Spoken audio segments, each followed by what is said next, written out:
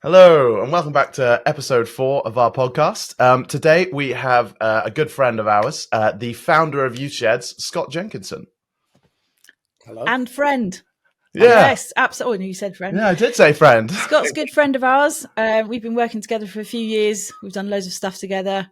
And we've had a really good time getting to know you over the years, Scott, and all the amazing work that you do as well. So what we thought would be lovely today is to ask you a few questions, or really to ask you to tell some of your story about how ADHD has impacted on you and your work over the years.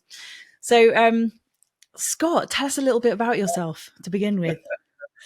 Okay, yeah. So, like you say, Scott Jenkinson. I live in North Wales, in a beautiful little town called Mochtra, which means pig town. If you didn't know that, yeah. We bought a house there last year with my family. I've got a little girl, Emily, and my beautiful wife, Sian. And lived there. Came here in, I suppose, 2004. I escaped to Wales from London, and I'd been, straight to the chase. I was living on the streets in London at what was becoming towards the end of about 20 years of substance misuse, criminality, spells in prison, lots of spells in hospital. I'd been a heroin addict for about 16 years on the heroin, but looking back, I can see that I actually had a problem since I was 8 with a substance of one sort or another. I came to Wales for the little place called Coleg, which was a college for, they used to affectionately call it the Second Chance University. So I was, like I say, I was homeless, got offered this place at this Second Chance University, and I'll be honest with you, I lied to get in there because it was a residential, and what I actually wanted was a roof over my head. So I was still using heroin. I was still drinking like a fish. You were supposed to be clean and sober and all of that to get in there because it was about education. You know, you're supposed to be doing a diploma. So I managed to pull the wool over their eyes long enough to get a place, and moved into there in August of 2004. It would have been August to start in the September. And there's what do they call them again? Unintended consequences. So I really didn't want to go into education. Hated education with a passion, because oh, the irony. The irony is it's one of the things that saved me in the end, isn't it? But yeah, got a place there, and I quickly realised that I had a passion for education. I loved it. I loved that place. It was. I often say, the Maslow's hierarchy of needs. You had everything, don't you? From the from the very basics of food, drink, warmth. Everything right up to, I think it's self-actualization at the top. And I know these things have, people have they've evolved a little bit, haven't they? But I often say that if Maslow was writing a description of that, then it would be Coleg, because it had everything. It was a lovely, it was a safe place. We lived in everyone from the cleaners right up to the CEO loved you.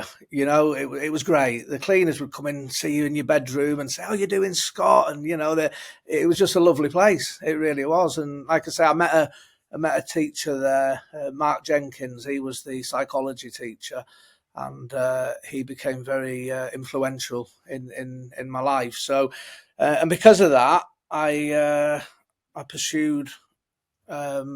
I didn't realise it at the time, but I started on the journey to becoming a teacher. So I don't say unfortunately anymore, actually, because like I said, I'd never sorted the drugs out, but I had this passion for education which got me through. So I was still using every now and again. I was still drinking and that, but this I was being fed by the education. Loved it, like I say. So I ended up going back on the streets, unfortunately, in 2008. I got to university, and in my second year, I completely just folded. I'd gone to Bangor, which of course is a city, which meant more drugs, more opportunity for drugs, and student loan. So I'd managed to keep a lid on it at Harlech a little bit because of lack of money, lack of opportunity, but then when I got to Bangor, so I ended up going back on the streets, and August 2008, I thankfully crawled through the doors of a rehab in Colwyn Bay, and I didn't last long. Lasted 2 months in the rehab, but it was 2 months was long enough. I was in there long. I'd done a month in hospital to detox, and then I had 2 months in this rehab, and it was I relapsed on the 17th of October 2008, and I always say it was the best bag of heroin I've ever had because it was my last, and my life changed overnight in that rehab, and I started this journey of discovery, of understanding who I was, who I am, and I qualified as a teacher, I think in 2014, and loved it. Loved being a teacher, working with people who. A lot of my journey up to that point was working with people after addiction. So a lot of it was post-prison, post-rehab. Loved teaching people from a similar background because I loved opening their eyes to the fact that they have got some amazing transferable skills. The skills that you pick up in prison are phenomenal. I see some lads that I've met in prison and I think you should be a spy. Because you've got to be creative. You've got seriously. I always remember a lad in Spain. I was on the streets in Spain, and I ended up in prison over there. And there was a lad in the cell with me, and there was a lad in the cell next door. And we had the cigarettes, and he had the light, but there was wire mesh on the windows. So normally you'd send a line out the window and the next door neighbour would catch the line and then you'd send but we couldn't do that because of the mesh. So this lad that was in the cell with me, he made a little line out of the bed sheet, and he got this mirror that had been on the wall and it had a hole in the corner, and he tied the line to that, and he tied the cigarette. Oh, no, we were getting the lighter, sorry. He tied the lighter to that end, and what he did, the gap under the door, there was a wall opposite our cells, and he booted this mirror with the line attached to it, and he kept doing it until he hit the perfect angle and it went under our floor, under our door, and it's just ingenuity like that, that I'm like, man, you should be a spy, to be able to come up with solutions to things like that. And I've worked with loads of men and women who have those skills because of the life that they've led. If you've got to be a shoplifter, you've got to be a good problem solver. You've got to walk out of the shop after you've been caught. Well, you have to reflect on it and think, right, what do I need to change now before I go into the next shop and try and, so the skills you build. So I love doing that. I love the penny drop moment for people when they realise, wow, I've got loads of skills. I was just using them in possibly not even the wrong way, but it was survival, when you're doing what you do. Became a teacher, and now it's funny, I always said I'd never want to work with young people, and here I am. Founder of Youth Sheds. Yeah, that's been a crazy journey though, hasn't it? Youth Sheds Cymru, it was working with young people. Sorry, did you want to ask something there, Esther?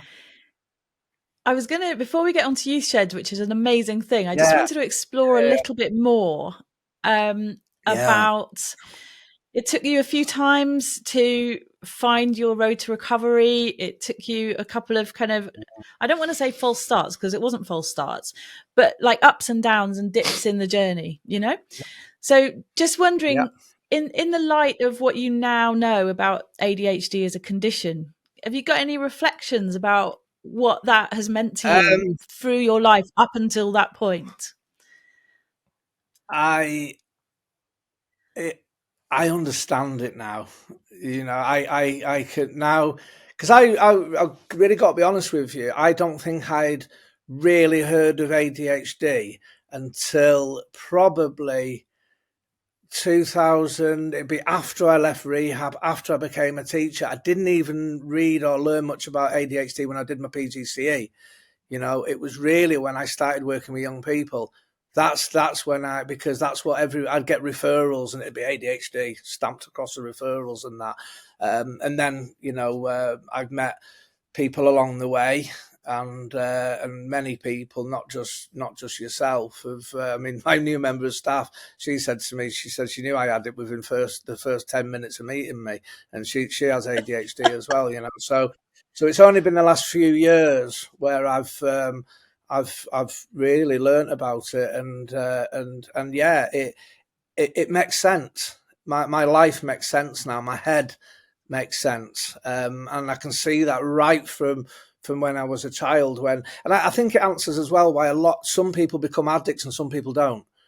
You know, I think there's something there in that, because I have lots of friends who have used cocaine once, or they've used something once, and they go, yeah, that was good, but I don't want to go down that path. And I didn't. You know, I had that endorphin rush or whatever it was on the first time, which I remember like yesterday when I was 8 years old. And I thought I'd found the answer. I thought I'd found the answer to everything, you know. And I can see now. I can really, really see now where, you know, that my thinking, my way of thinking, has served me in a negative way before. I didn't understand, but now serves me in a really positive way. You know, if I manage some things, you know. So as it's been, I kid you, and I'm not saying this just because you're sat there, Esther, but I had a life-changing experience on the course that I did with you. I really did. I had, you know, you know, I'm a man of faith, and that was a massive, you know, spiritual awakening and all of that stuff, you know. But actually, I believe, you know, I believe in my spiritual side and that, but then there's the other side, you know, the brain makeup and the biology and all of that. And it was just starting to learn about some of that stuff that I've been able to get a nice balance between my spiritual and my physical. And it makes even more sense now, you know, with the backdrop of my faith, backdrop of how my brain works. I'm like, whoa, you know, I feel a bit more whole, and and yeah, honestly, I cried on that course. You know, I cried because I could finally see the solution, if you like, to a lot of the things that were causing me problems in my new life. You know, because I think I've said to you before, you know, my friends at church, love them to bits, but want to pray about everything. They want to pray about this and pray about that and spiritualize everything. But they do, you know, and I believe in that. I believe in the power of prayer and that. But ADHD is not something that needs to be healed. You know, it's not something that needs to be repented of, or, you know, and yeah, it's getting that understanding. It really has been almost as, not quite, but almost as transformational as the night I came to faith. Because it's had a massive impact on my family. It's my relationship with Sian. She gets it now. I get it now, and I don't beat myself up anymore. You know, I really don't.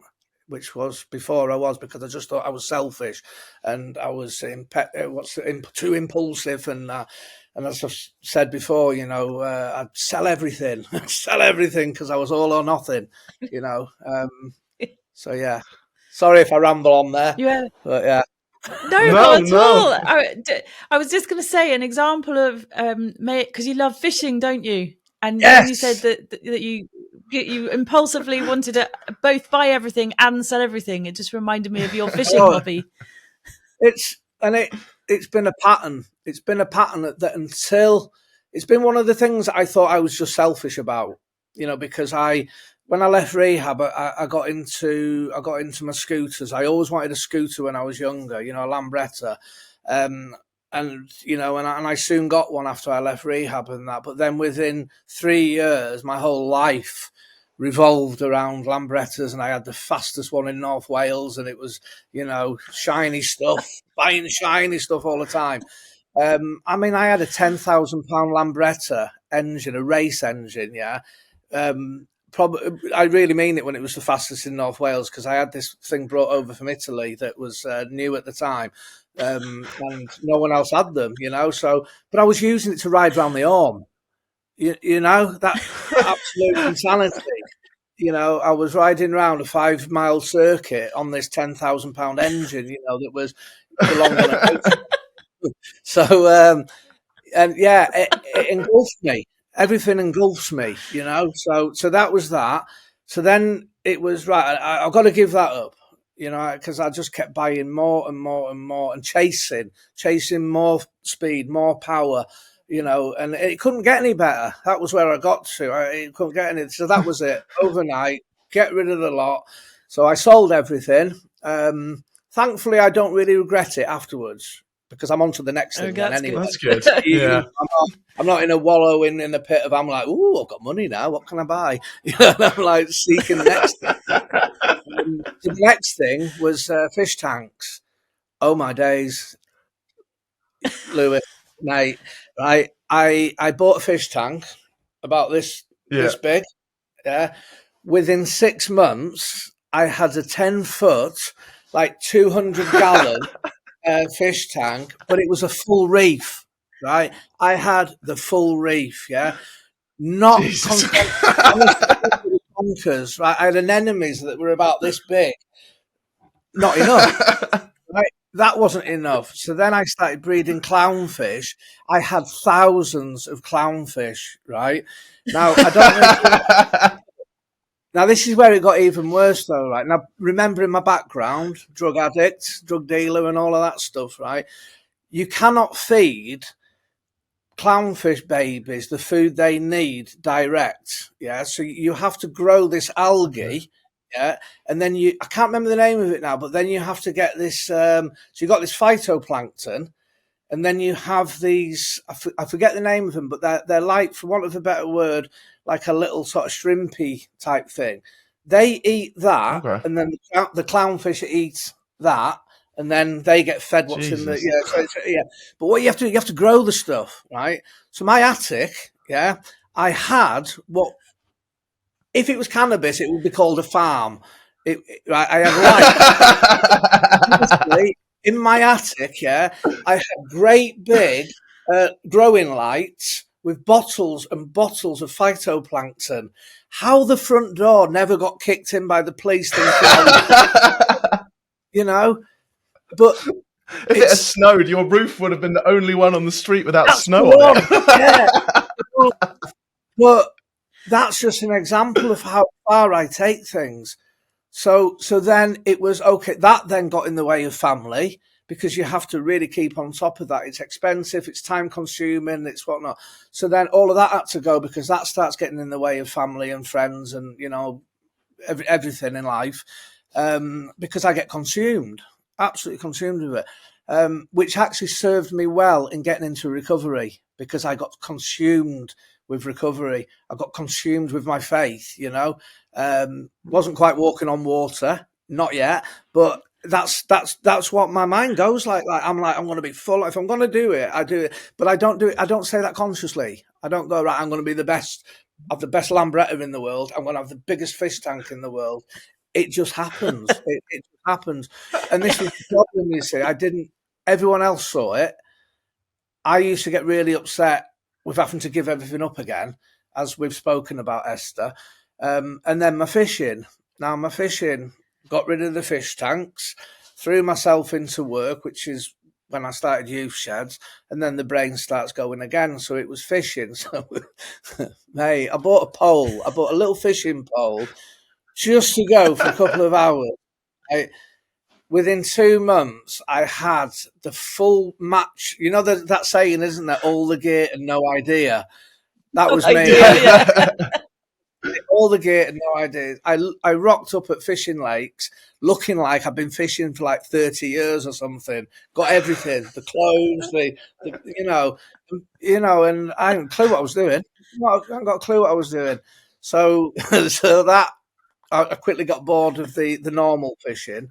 But then I started the carp fishing, sold everything because it got too much again. And then I went on your course and I really started learning a little bit more about my ADHD. And I thought, hang on a minute, I see what's going on now. Don't get me wrong, I prayed about this. God help me, stop me being like this. And that's like, hang on a minute. No. So, yeah, I started my carp fishing again. And I get it. I really get why I love carp fishing, because I turn up to the all right, there's all the stuff to buy, so that was quite nice, getting new rods and reels and all of that. It's a win. But, yeah, but I go to a lake in my little bivvy, so I've got my rods there. So there's all that preparation. Something you said as well in the course about often the anticipation is more enjoyable than the actual event. And that really works for me with fishing, because without affecting anyone, I can plan and I can prepare for my next fishing trip weeks and weeks in advance. I can sit at night when I'm watching TV, I can sit making my rigs up, and see, it's all the anticipation, the preparation. I met my own, and then I'm going to, so I do all of that for weeks leading up, and it doesn't affect anyone. I'd sit in the living room, Sharon's doing what she's doing, sitting there doing my stuff. And then when I go, this is why it sits nicely with my spiritual thing as well, because I go and sit in my bivvy, and you might only catch one fish or maybe a couple of fish, because we're going for specimens now.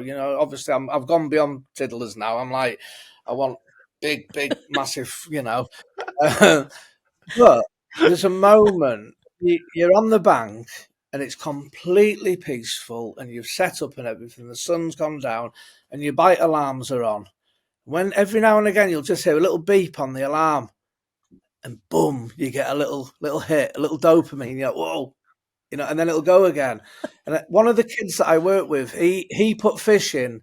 He's got ADHD. He's only 14, and I took him fishing once. And I said, what did you do? He sat for 4 hours. His support worker couldn't believe it that he sat there for 4 hours. And I said, did you like it, mate? And he went, yeah. It's expectation. It's concentration with expectation. And I love that. And that's what it is. Concentration with expectation. Just sitting there, all mindful, watching your float or waiting for your alarms and that. And then all of a sudden, boom, there's a bit of life.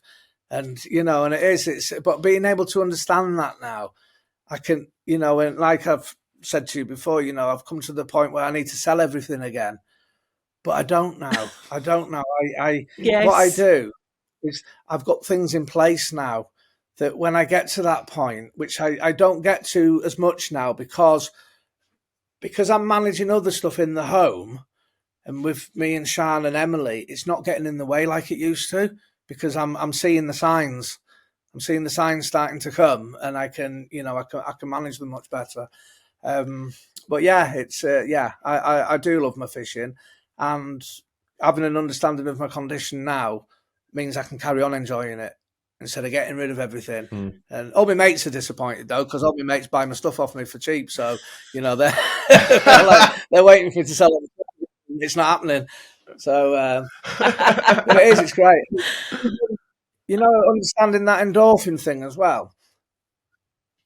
Finance. I got into a lot of trouble financially. On the back of COVID.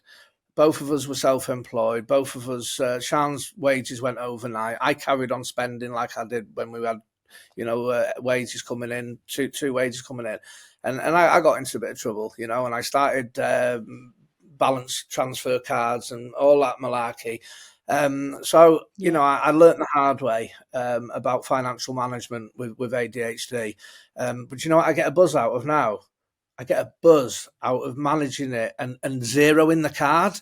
That's become my challenge now. So Yeah. instead of spending money, my challenge is now, and I take screenshots when my credit card's zero. Yeah, I've done it, So again, it's just flipping it around, isn't it? It's flipping it around, and it's making it work for me, which then it works for my family, Yeah. and then obviously then I can enjoy things because, and everything I've done, this is the best thing about it all. Everything I've done and I've learned about, I use in my work now.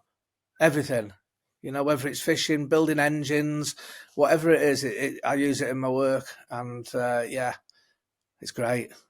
It's great. Yeah. Tell us a little bit more about Youth Sheds and how you came to create it and how the ADHD impacted on all of that. Well, there you go. I was only meant to do a 10-week. I was only meant to do a 10-week course, and ended up building a charity out of it, which one of them unintended consequences.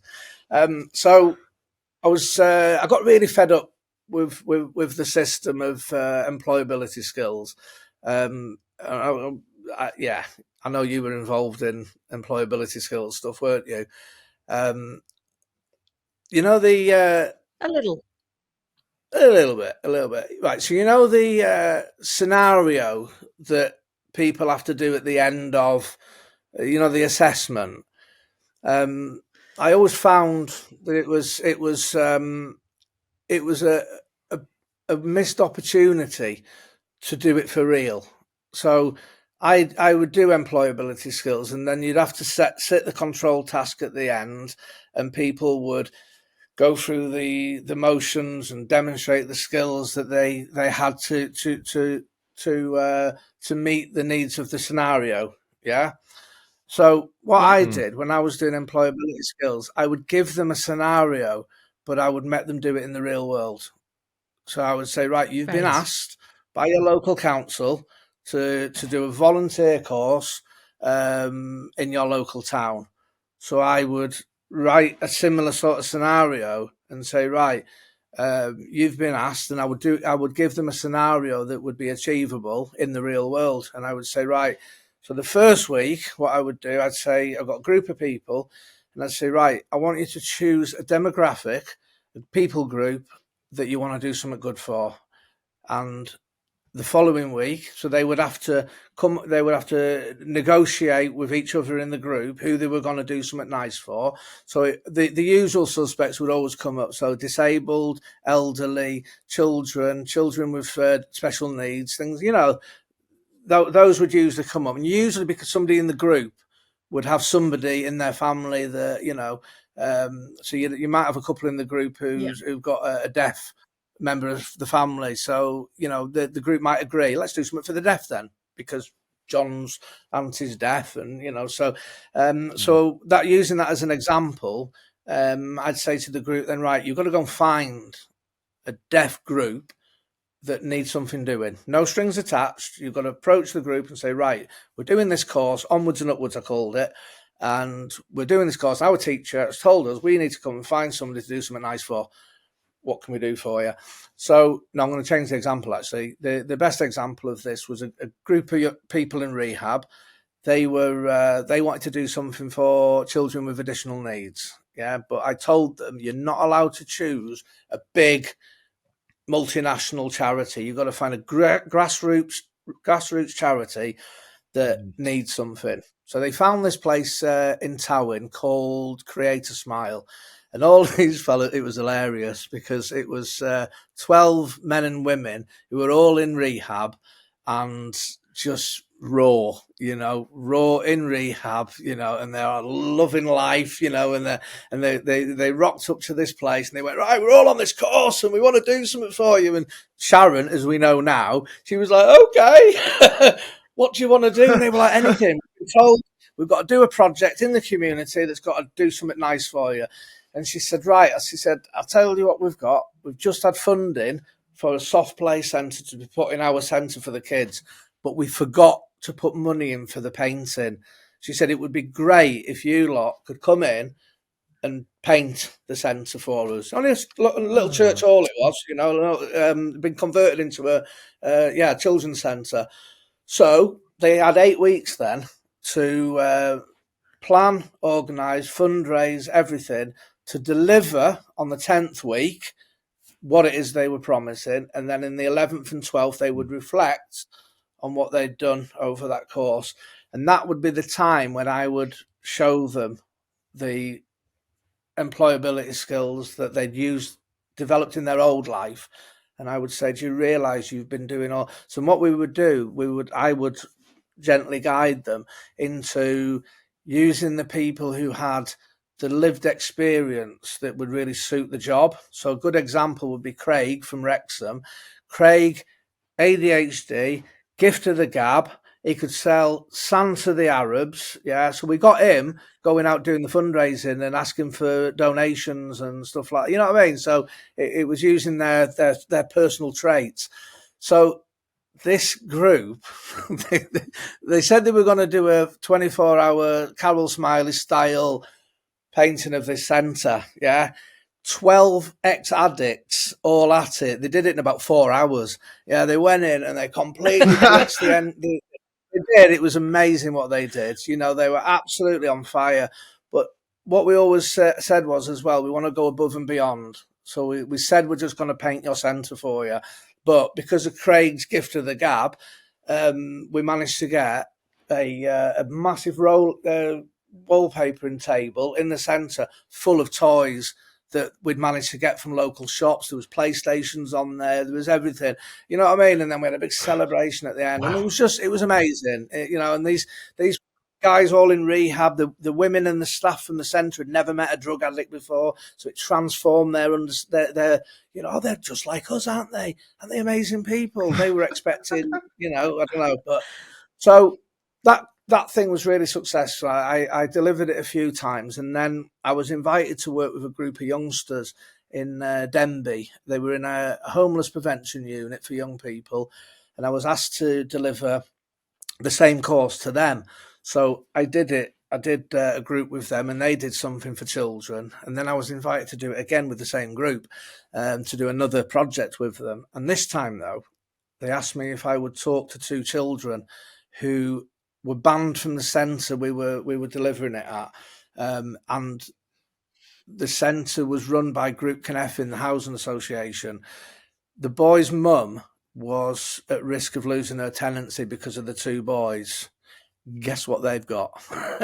Yeah, so these 2 boys who were not doing well in school, the only thing they were doing well in was antisocial behaviour.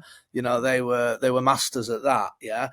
So they said to me, the manager's words were actually, Scott, when you finish in that room with employability, can you go in that room and either scare or inspire these 2 boys back on track? So I thought, well, I'll do a little bit of both. Yeah. So I met these 2 boys. What I did, I sat with them I got paid to eat pizza with these 2 boys for 8 weeks while this employability course was, and I just sat with them, and they shared things with me. I shared things with them about the realities of prison and, social media, what it makes things out to look like, that's not real. It's all, so by the end of it, these 2 lads, Jack and Will, I learned, and I'm allowed to share this. It's, it's part of the story. They'd lost their dad when they were 5. They lost their dad when they were 5, and then they lost their stepdad a little bit later to cancer. And of course, they've got ADHD themselves, and they were just doing what kids with ADHD at that age do, but without. Without even teachers, really, what do they call us now? Trusted adults. There wasn't really many trusted adults in their life. All people were seeing was their behaviour. So anyway, after this 8 weeks, I went home a bit disappointed because I'd said to the boys, we can't just keep eating pizza. The powers that be will want to see something a little bit more tangible, So they said, we'll do some woodwork with you.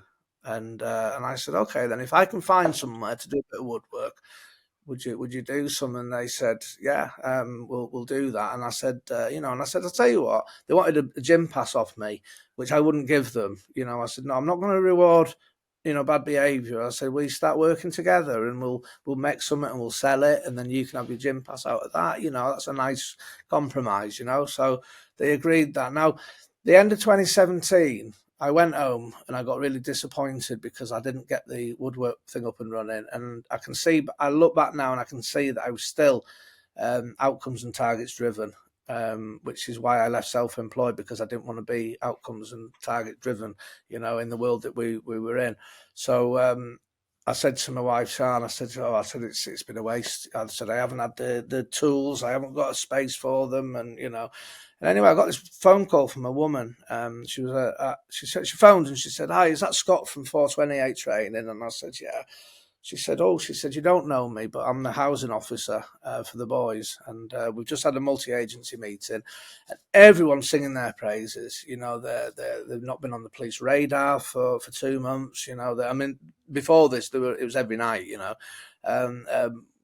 Jack's gone back to school.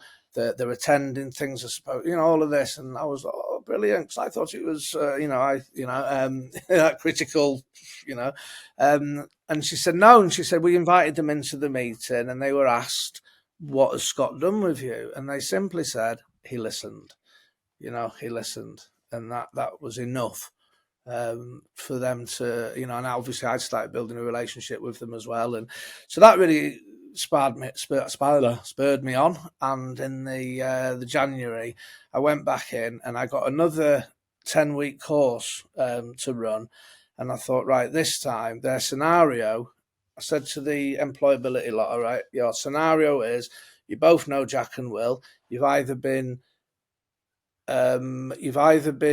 participants in antisocial behaviour with them because it's a small town, they all know each other, or you've been victims of their antisocial behaviour. So I want you to come up with a solution.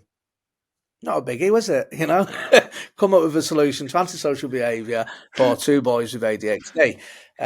So what we did then, we went into this, obviously it went full on because the group, a couple of them had ADHD as well, and me. So you imagine it was like, so we soon, and I said to Maya as well, I said, this time, Maya, I said, don't put any outcomes on it. Let's not have certificates at the end of it. Let's just see where it goes. And she said, okay, then let's trust the process. Let's just see what happens when we're not bogged down by, you've got to get 10 level 1s or whatever.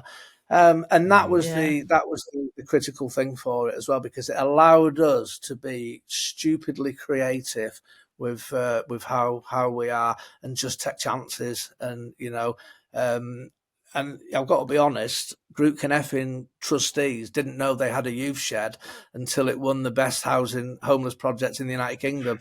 By that point, they were like, oh, it doesn't really matter now, does it? Because when I explain how it started as well, though, was, we literally sat down and we started learning about ACEs, yeah. So we started learning about these adverse childhood experiences. I'd never heard of them. The young people had never heard of them. But once we learnt about them, we realised that we all had them. We all had, and we used to joke, we've got the bingo between us, because I had, stuff going on in my home. There was alcohol stuff later on. There was, domestic stuff. There was all these elements and what we learnt about there was the impact that environment has on your ability to manage emotionally and whatnot. And we loved it. We loved learning about this stuff. But then we started saying, okay, these are the end, the symptoms. What are the things that will help overcome them? So we started looking at that. And one of them was having a trusted adult. They were like, oh, we've got that. We've got Scott. He's our trusted adult, who they trusted as well because I was vulnerable with them. I don't tell them everything, but I was vulnerable enough to tell them about my journey and the way I am, and and the other one was having a safe space, and there was all of these antidotes, if you like. So they said, right, we want a place. We want our own place where we'll have a trusted adult there, but we don't want the trusted adult taking over. And what we did, we very organically, we took over this double garage, and they went in and they painted it, and they got an old settee in the corner. Then they said they wanted to do a bit of woodwork, so they made this wood bench and that. And it just started to grow really organically. You know, I'd turn up on a Friday, no lesson plans, nothing, just like what we're doing today. And, you know, and it would just, we want to do this, we want to do that. And, you know, and I just let it happen. I just let it happen, keeping it safe. But, and then one day, Kira, one of the girls, she'd made a tool board, you know, with all of the outlines on it.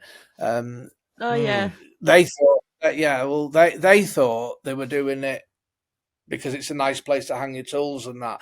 I was doing it so that I've got a visual thing that nobody's stolen, an axe or a hammer, or you know. And you can see at the end of the session, something's missing. No one's leaving until everything gets put back, you know. So, but then Kira said to me, her thing was she'd always get arrested for graffitiing. That was her thing.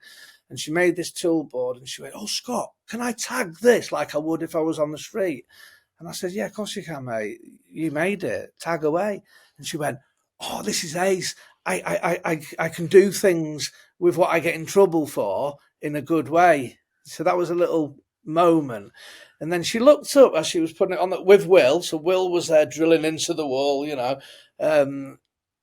Yeah, when I look back, maybe health and safety wasn't at the 14-year-old was, you know, drilling into the wall. We are very safe now. You know, we've got policies and procedures and all of that, you know, trustees and things. But he turned around as they were doing it. He went, "Scott, do you reckon I could do this at college?" This is a kid who wouldn't go to school, you know, wouldn't go to school because of the way that education was, still probably is, yeah. But I said to him, "Mate, you can do anything you want, mate, if you put your mind to it." You know, he's a plumber now. He's got his own business, and his brother's a carpenter. That's so cool. But at that point, amazing. What's his name? Well, Kira turned round to me as they were putting this up, and she went, "Here, Scott, if men have got their men's sheds, why can't we have a youth shed?" And I went, "You're in it." You're in it. So obviously then, we went on and we won those awards. You know, that was a big one. We went down to London with all these youngsters, and one of the best ever things in life, we went to the Park Lane Hotel, and it was massive. It was the UK Housing Awards, and we won Best Homeless Project because they were all in the homeless prevention unit. We won that. And the food, right? The food was just like, you know, that posh food where it's just drizzled on the you know, like, do I take a picture of this? So it didn't fill anything. So my best vision was taking 12 young people with tuxedos, 2:00 in the morning at Burger King in central London. It was just the best picture ever. You know? And yeah, so went on and won those. And then by that time, I'm still teaching. I'm just doing my normal teaching at that point. Somebody else saw it on social media and said, "Hey, can we have one of those youth sheds?" So I was like, "Ooh, something new. Yeah, let's go." And, you know, so I started another one and then we started another one in another town. And then, of course, my head's going then, whoa, we could do this and this and this and this and all of that. And it did. It grew really, really quickly. It grew really, really quickly. And what happened then is we went through a process of polishing the diamond, you know, because like I say, you know, if we'd have asked permission for all the stuff we were doing in that garage at the beginning, none of it would have happened. It wouldn't, because health and safety, red tape and bureaucracy, all of that. Don't get me wrong, I always kept them safe. But we just went in and did it organically. You know, I've been trying to do a hospital project, painting some bins at the local hospital. It's took me 6 months. And we still haven't got permission to do it because of the red tape and bureaucracy. But because I was doing the way I am, it just flew and it just went. And, you know, and before you know it, we became a charity. We've, like I say, everything's in place now. We've got trustees and, you know, and I think we're 5 years old now. We've got 14 projects. We created a toolkit so we can share that with other organisations. But we do a lot now, school engagement for young people. And I think there'll be a nice point there to talk about how my ADHD understanding is really working. Honestly, it's again, I never intended to be doing anything really to do with ADHD. It was all about just setting the youth sheds up and all of that. But guess who keep getting referred? And thankfully we're in schools now. We have youth sheds projects in schools. I do school engagement projects. So I've got a high school coming to one of my youth sheds at the moment. They bring four lads. Guess what they've all got? But I want to tell you about them though, because I think this is really important. I would say 80% of the young people I'm working with now have got ADHD or some sort of a lot of the lads, a lot of the girls I work with are more on the sort of confidence side of things. So I've got a member of staff who really sort of specialises with that, and I do a lot of work with the Ministry of Justice, so youth offending teams and that. I get referrals from young people there, and I'm saying this in this isn't being egotistical or anything, but our approach works. Our approach works with young people because of the understanding of ADHD, we can engage them and we can keep them engaged. Also as well, we have no.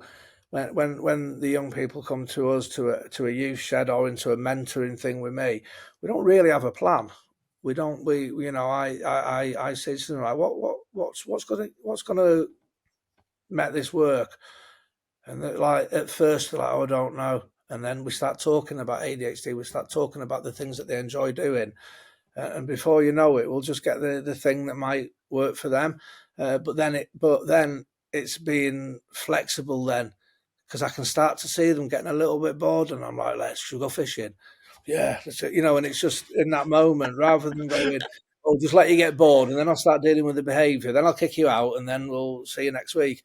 You know what I mean? We don't do that. We just keep monitoring their engagement levels, and it's great. And yesterday, I had 4 lads yesterday, first session with me. They all came up, how they usually start, thing up to their hat down and all that, and they sit there, and the teachers brought them in, and then I'll say to the teacher, "Can you go?" And I'll bring them down back to the school later, and they always do, because I don't want the teacher there. No disrespect for the teacher, but I want the boys to be themselves. I don't want to. Yeah, so I was talking to these 4 lads yesterday, and this is so they're in that place. They're in engagement, as they call it, not inclusion. No, it's inclusion, not exclusion. Whatever the room is, they put them in. And so I said to them, I said, how many of you? So I shared a little bit of my story with them, which piqued their interest, And then I just said to them, I said, any of you lot got ADHD? 4 hands all went up.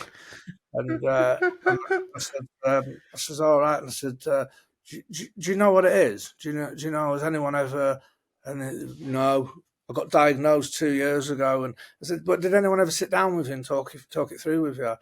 No, just got, and then that just led into really amazing conversation with these 4 lads that I was able, through my new understanding myself, was able to really relate with them, and we ended up having a laugh about it and going, yeah, do you know what, I do that, mate. Oh, but then they could start to see then why, because I said to them, I said, do you like a police chase? Oh yeah, and it's adrenaline, isn't it? It's also endorphin. Do your brain's looking for endorphin? And it's like ice cream. Oh yeah, we're sitting and eat a litre of ice cream at night, and I'm like, what's that about then?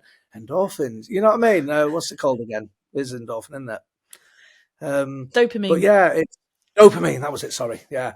So we had this wonderful conversation about dopamine and how our brains are and all of that, and it all made sense to them. 13 and 14-year-old, and no one had ever sat down with them, and said, this is what it is, and this is why. All they get is labelled at school, and then the teachers manage the behaviour, rather than managing the environment and the activities. Because it's not rocket science, is it, with gaming? I heard someone say to me once, "Oh, you can't sit still for 5 minutes in the classroom." This was a teacher, yeah. You can't sit still for 5 minutes in the classroom, but he can sit on a PlayStation all night. And I said, well, maybe it's because his brain's being stimulated while he's on the PlayStation, and it's not being stimulated when he's in your classroom. Yeah. Oh, yeah. It's not rocket science, is it? And I'll tell you exactly. one and I thing think that's why is that why youth sheds works so well? Because it is absolutely meeting people where they are, rather than trying to force a square peg into a round hole.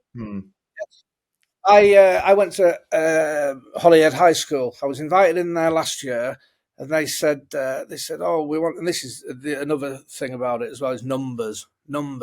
Went to Holyhead High School, and I sat down with the headmaster, and he said, "Right, the back of COVID, loads of kids were going to school, but they weren't going to lectures, to lessons.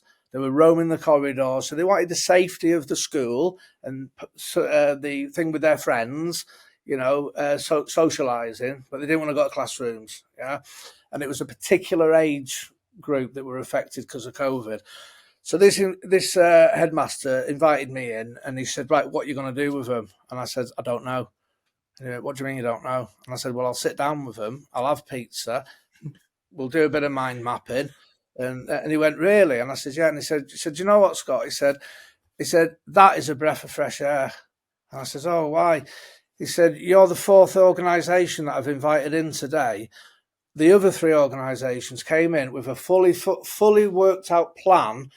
This is what we're going to do, and these are going to be the outcomes." He said, "You're the first one who's come in and said, I haven't got a plan. I want to see what the young person needs, and then we'll go from there." And that opened the door then for me to work in the school. First day, he said, "Right," he said, "I've got 15 for you." I went, "No, I'll take 4." "Oh no, but we need, we've got 30 that are," and I said, "No, I'll have a group of 4." You don't want 15 people all, we need to invest in the relationships. 4 people is, and that's where we've got to try and be a bit countercultural, because everything's about numbers. If you haven't had 40 kids turning up to a youth club, it's not a success. I get 2 coming to a youth session. It's a massive success, because those 2 kids have totally been engaged in what they're doing. We've had dialogue, we've had relationship, and they've gone out buzzing about what they've been doing, and then that has an impact, then family, whatever. So yeah, it is. It's but again, like I say, it's a lot of it has come on the back of being able to understand the condition a little bit. I don't even like calling it a condition, but the way we are. We got to call it something. Yeah, the way we are. Yeah. Scott, little. Can I just tell you this? It's really quick, right? Really quick. Yeah. I read this. This fella went to a school, and he was autistic. Yeah, and he did a presentation to the kids about autistic. I only learnt this recently. I only learnt this story recently, but it's great for kids. This kid came up to him afterwards, and he said, "I've got autism, and I hate it. I hate being autistic. I hate being different to everybody else, just because I think different." And he was really upset about it, about being autistic. And the fella said, "Why then? What is it?" He said, "Because I'm different, because I think different from everybody else." And he said, "Do you know we've been created this way on purpose? That every neurodiverse person has been created that way on purpose." He went, "What do you mean?" And he went, "Right," he said, "if there's 10 of you stuck on a desert island, and you need to figure a way out of surviving and being rescued and living, if you've got 10 neurotypical people, you're going to get pretty much one way of looking at things, one set of solutions. You're going to get one perspective of the problem solving. If you've got 10 people like me and you that all think different, all neurodivergent, all coming up with different solutions, different perspectives, he said, that means you're going to survive. And that's what the world needs. It needs people who can think differently, think outside of the box, and overcome problems in new and exciting ways. Because otherwise, what's society going to be if everyone thinks the same? You know? And I just love that. Exactly. I love that little story that we are all created for a purpose, for the good of, you know. So everyone. Yeah. Yes.